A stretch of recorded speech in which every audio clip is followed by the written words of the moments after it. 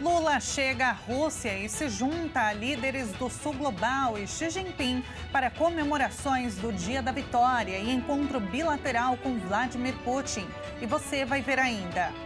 Presidente do INSS determina bloqueio de novos descontos de empréstimo consignado. E ainda, Copom eleva a taxa Selic para o maior nível em quase 2 décadas. Essas e outras notícias você confere agora no Redação Hit. Olá, muito bom dia para você que decidiu ficar mais bem informado. Agora são 11 horas e 30 minutos pelo horário de Brasília. Seja muito bem-vindo ao Redação Hit, edição manhã, quinta-feira, dia 8 de maio de 2025. Nós chegamos agora ao vivo com as principais notícias. O presidente Lula e o chefe de Estado chinês Xi Jinping chegaram a Moscou para o aniversário de 80 anos da vitória sobre a Alemanha nazista e vão aproveitar a visita para se reunir com o presidente russo Vladimir Putin. O presidente Luiz Inácio Lula da Silva chegou a Moscou nesta quarta-feira para as comemorações de 80 anos do aniversário da vitória sobre a Alemanha nazista. A Praça Vermelha de Moscou será o cenário de uma grande parada militar na sexta-feira, da qual vão participar cerca de 30 dirigentes. O presidente russo, Vladimir Putin, vai se reunir na sexta-feira com Lula. Segundo diplomatas brasileiros, será uma oportunidade para uma conversa sobre a Ucrânia, após as tentativas infrutíferas do presidente Lula para impulsionar um plano alternativo de paz em conjunto com a China. O chefe do Kremlin rejeitou uma trégua de 30 dias proposta por Kiev e anunciou em seu lugar um cessar-fogo unilateral de quinta a sábado, descartado pela Ucrânia. O Kremlin afirmou nesta quarta-feira que está tomando todas as medidas necessárias para garantir a segurança em Moscou durante as comemorações. Nos últimos 2 dias, vários ataques ucranianos com drones interromperam as operações dos aeroportos no oeste da Rússia, o que levantou preocupações sobre a boa condução das cerimônias. Ao menos 20 líderes estrangeiros aceitaram o convite de Vladimir Putin para participar nesta sexta das celebrações em Moscou do aniversário de 80 anos da vitória soviética sobre a Alemanha nazista na Segunda Guerra Mundial. Desde 2008, sob o governo de Putin, a celebração passou a ser anual e se tornou uma demonstração de força das tropas e também equipamentos militares. Para o Brasil, a ida de Lula é vista como uma espécie de mensagem da paz. Ele vai como mensageiro da paz mediador no conflito com a Ucrânia. Vamos falar mais a respeito desse assunto agora com o especialista. Eu convido para dividir tela comigo o professor de Relações Internacionais e analista de política internacional, Vladimir Feijó. Professor, muito bom dia. Ei, Tabata, bom dia, é uma satisfação estar aqui contigo. Professor, a data ela é muito importante, é emblemática para a Rússia, né? Só que sob a liderança de Putin, ela pode ser uma forma de legitimar as políticas atuais do Estado russo, fazendo um paralelo entre o passado e o presente? Sem dúvida, o que a presidência russa deseja é mostrar que não está isolada. Apesar das sanções dos Estados Unidos e de muitos países europeus, a Rússia está integrada no sistema internacional. Claro que a participação de alguns chefes de Estado querem mostrar esse alinhamento firme e forte com o lado russo, porém outros países querem enfatizar apenas que fizeram parte de uma grande coalizão e estão ali para celebrar juntos a pedido de participar dessa celebração sem nenhum outro significado. Do lado brasileiro, existe um histórico, nos 3 momentos em que o Lula foi presidente da República, de conduzir a chamada diplomacia presidencial. Quando ele viaja também com comitivas. E diante de um cenário internacional de muitas transformações econômicas, é importante para os setores brasileiros firmarem novas parcerias. O agro, em especial, tem muito interesse de manter o setor de fertilizantes vindos da Rússia. Agora, professor, Putin disse que a China está disposta a aprofundar firmemente, nas palavras dele, a cooperação estratégica com a Rússia.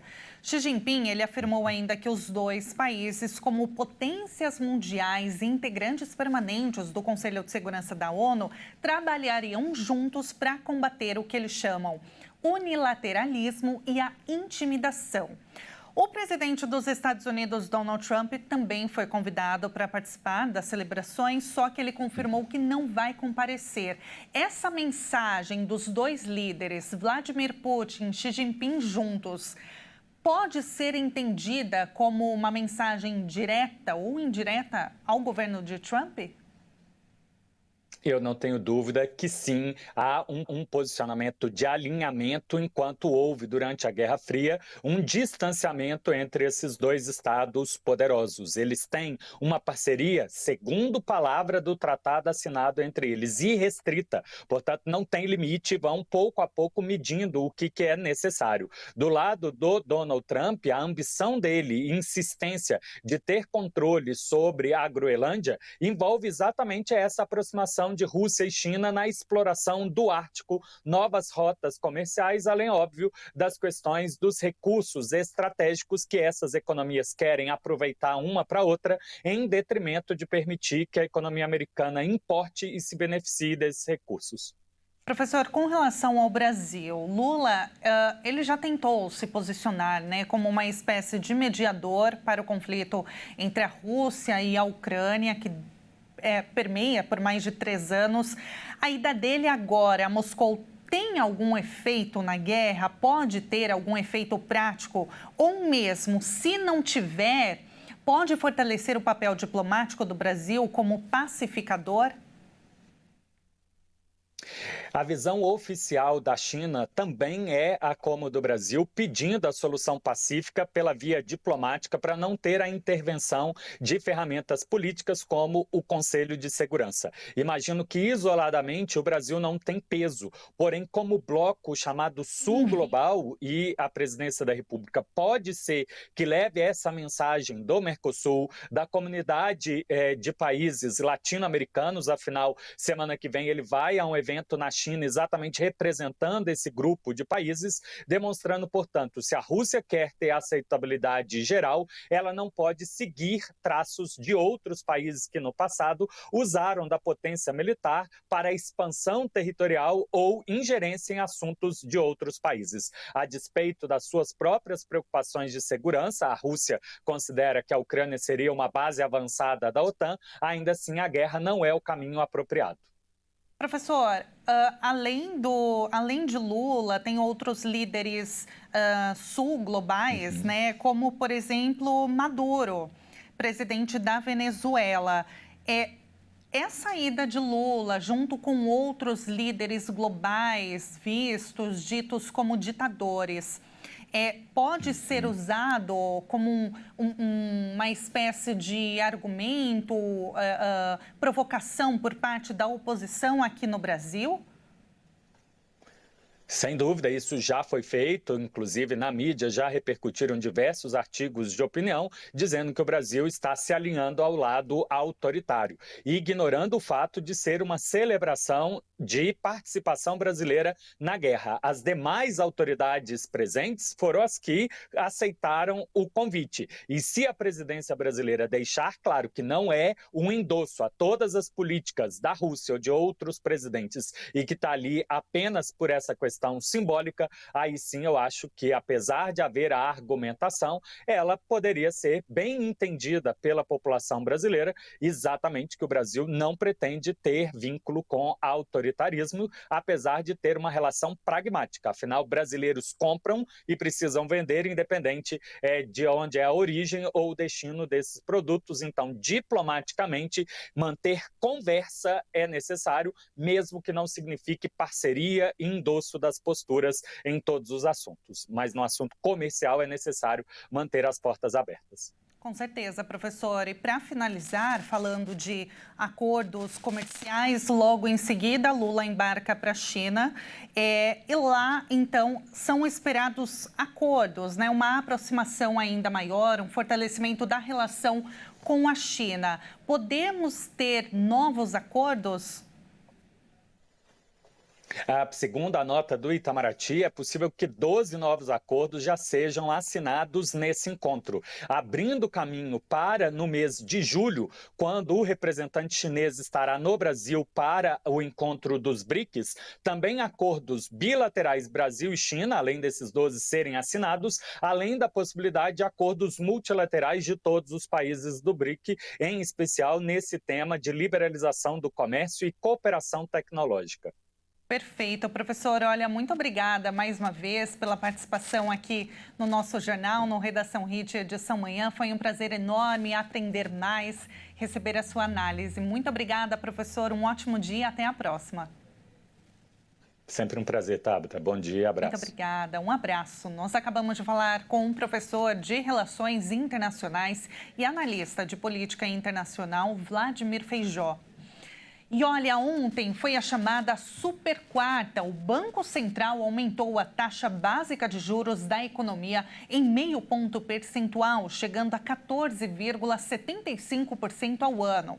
Esse valor é o mais alto dos últimos 19 anos, mas a elevação já era esperada pelo mercado financeiro. A gente até falou disso aqui no nosso jornal. O Copom justificou que a incerteza na economia dos Estados Unidos, principalmente por causa da guerra comercial tarifária iniciada pelo presidente Donald Trump, é um dos principais fatores que pressionam a inflação no Brasil e levam à alta dos juros.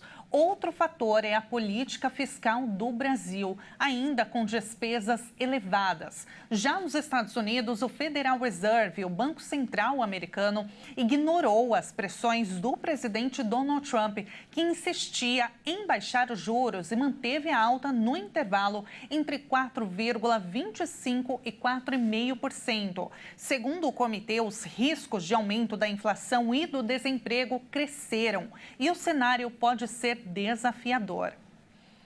O novo presidente do INSS, Gilberto Valer Júnior, determinou o bloqueio de novos descontos de empréstimo consignado para todos os beneficiários, independente da data de concessão do benefício.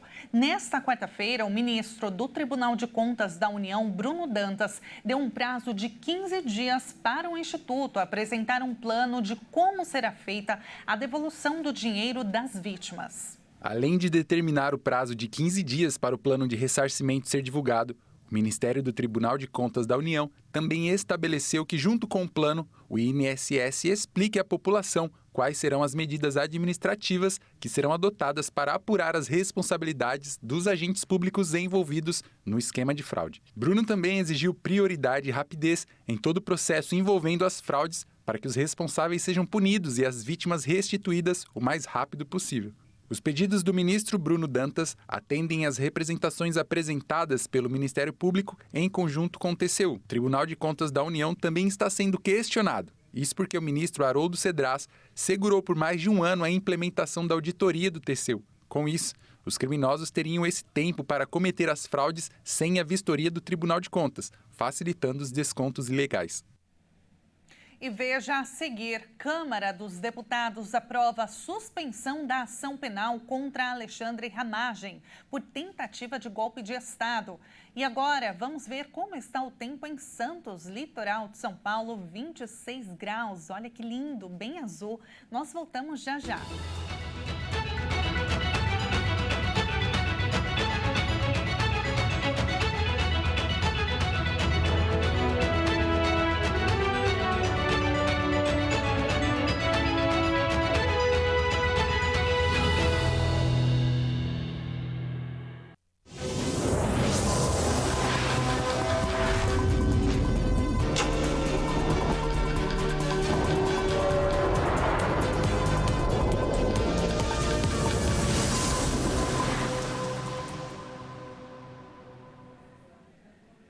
Nós estamos de volta agora pelo horário de Brasília, 11 horas e 46 minutos. Recém-saído do hospital, o ex-presidente Jair Bolsonaro liderou ontem, em Brasília, uma manifestação que exigiu anistia para os seus apoiadores condenados pelos ataques na capital em 2023. Centenas de apoiadores do ex-presidente Jair Bolsonaro se reuniram nesta quarta-feira em Brasília para pedir anistia para os condenados pelos ataques na capital federal em 2023. Vestindo camisas com as cores da bandeira nacional, os manifestantes se concentraram a cerca de 3 quilômetros da Praça dos Três Poderes para uma caminhada pacífica até o Congresso, um dos prédios vandalizados nos ataques. Recém-saído do hospital, Bolsonaro liderou o ato do alto de um caminhão. O líder da extrema-direita está inabilitado politicamente e vive a expectativa do seu julgamento por um suposto plano golpista após ser derrotado nas eleições de 2022. Segundo a acusação, os ataques de 8 de janeiro de 2023 foram a última esperança da trama liderada pelo ex-presidente, que pode pegar até 40 anos de prisão. Naquele dia, milhares de manifestantes vandalizaram o Supremo Tribunal Federal, o Congresso Nacional e o Palácio do Planalto, enquanto pediam intervenção militar para derrubar Lula, uma semana após a posse do petista. Quase 500 pessoas foram condenadas por envolvimentos nos distúrbios, das quais pelo menos 223 cumprem penas de 11 a 17 anos de prisão. A mais emblemática delas é Débora Rodrigues, condenada mais cedo a 14 anos por escrever com batom a frase "perdeu o mané" em uma estátua diante do STF. Os bolsonaristas consideram a cabeleireira de 39 anos um símbolo da perseguição judicial contra eles. Vista como um enfrentamento ao Supremo Tribunal Federal, a Câmara dos Deputados aprovou nesta quarta-feira a suspensão da ação penal por tentativa de golpe de Estado contra o deputado federal Alexandre Ramagem, do PL do Rio de Janeiro. A suspensão da ação penal na Corte foi aprovada com 315 votos a favor e 143 contrários. A medida apresentada pelo Partido Liberal foi aprovada na Comissão de Constituição e Justiça e de Cidadania ainda na tarde desta quarta, antes de chegar no plenário. O texto contraria o STF. O relator do processo, deputado Alfredo Gaspar, do União de Alagoas, elaborou um parecer pedindo a suspensão total da ação, o que pode alcançar todos os outros réus no STF, incluindo o ex-presidente Jair Bolsonaro. O deputado argumentou que os crimes de tentativa de golpe de Estado, abolição violenta do Estado Democrático de Direito e organização criminosa, dos quais Ramagem é acusado, teriam sido praticados após sua diplomação parlamentar. Alexandre Ramagem integra o chamado Núcleo, um da investigação responsável, segundo a denúncia apresentada pela Procuradoria-Geral da República, por liderar a tentativa de impedir o terceiro mandato do presidente Luiz Inácio Lula da Silva após as eleições de 2022. Ao todo, 34 pessoas foram denunciadas. E no destaque internacional, a tensão aumenta, entre a Índia e o Paquistão. O exército paquistanês afirmou nesta quinta-feira ter derrubado 25 drones indianos. Na véspera, foram registrados piores confrontos em 2 décadas entre as duas potências nucleares vizinhas. A tensão aumenta entre Índia e Paquistão. O exército paquistanês afirmou ter derrubado 25 drones indianos. O primeiro-ministro paquistanês, Shehbaz Sharif, prometeu retaliação contra a Índia após o ataque mortal com mísseis de quarta-feira. O ministro das Relações Exteriores da Índia também afirmou que o país vai adotar uma resposta firme às ações do vizinho. Nossa resposta foi direcionada e comedida. Não é nossa intenção agravar a situação. No entanto, se houver ataques militares contra nós, não há dúvidas de que eles serão recebidos com muita firmeza. Como vizinho e parceiro próximo, é importante que tenham um bom entendimento da situação. Pelo menos 45 pessoas morreram em ambos os lados da fronteira após a violência de quarta-feira, 31 do lado paquistanês e 13 no lado indiano. O Irã iniciou esforços para mediar o conflito e seu ministro das Relações Exteriores se reuniu com os colegas de ambos os países esta semana. A crise começou em 22 de abril, com um ataque na cidade turística de Pahalgam, na Caxemira, administrada pela Índia, que matou 26 pessoas, a maioria hindus. A região de maioria muçulmana está dividida entre os dois países, desde a independência do Reino Unido em 1947, e é palco de uma insurgência rebelde que exige independência ou anexação pelo Paquistão. E olha, agora a gente muda de assunto porque vamos falar do Dia das Mães que está chegando. E é muito comum um filho perguntar à mãe o que gostaria de receber de presente nesse dia tão especial. E a resposta mais corriqueira é que um abraço e um beijo pagam a conta de tanto amor. Só que 2 pesquisas revelaram que elas não ficam chateadas com algo a mais não, viu? Momentos de cuidado pessoal têm mais significado do que itens genéricos. As tradicionais flores e lembranças materiais vêm perdendo espaço para uma nova preferência entre as mães brasileiras, o autocuidado. Pesquisas recentes revelam que neste Dia das Mães, a maioria das mulheres deseja momentos voltados para elas mesmas, como sessões de beleza, tratamentos estéticos ou kits de maquiagem, em vez de objetos simbólicos. Um levantamento realizado pela marca Co-Beauty com suas consumidoras apontou que 65% das mulheres com filhos preferem presentes ligados ao bem-estar e à autoestima. Para essas mães, momentos de cuidado pessoal têm mais significado do que itens genéricos. O estudo foi feito ao longo de abril e revelou que 80% das entrevistadas se sentem mais confiantes ao se maquiar, mesmo nos dias de maior correria. A busca por autoestima não se restringe apenas à maquiagem.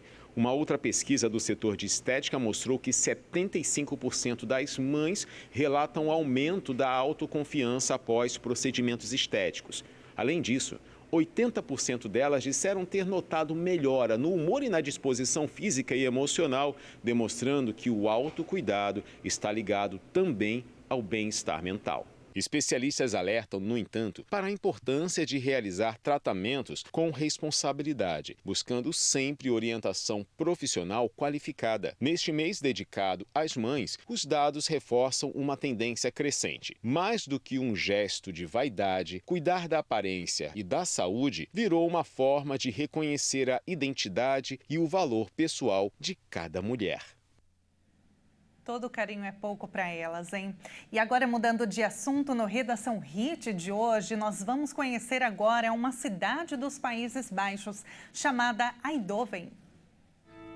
Uma cidade moderna e inovadora localizada no sul dos Países Baixos, na província de Brabante do Norte. Eindhoven é conhecida como o coração tecnológico do país, possui uma forte ligação com a indústria eletrônica, especialmente por ser o berço da multinacional Philips. Essa ligação com a tecnologia e o design impulsionou a cidade a se tornar um dos centros mais importantes de inovação e pesquisa na Europa.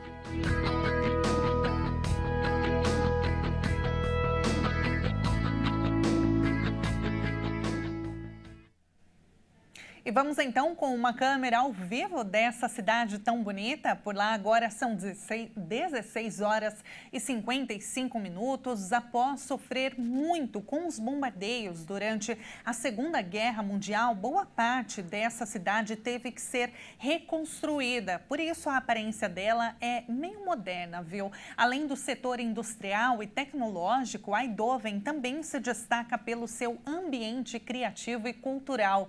A cidade é sede do maior evento de design do norte da Europa, com uma população diversa e uma atmosfera dinâmica. É um polo atrativo para estudantes, profissionais e empreendedores.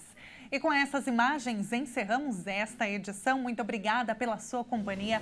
Uma excelente quinta-feira para você. A gente se encontra novamente amanhã. Até!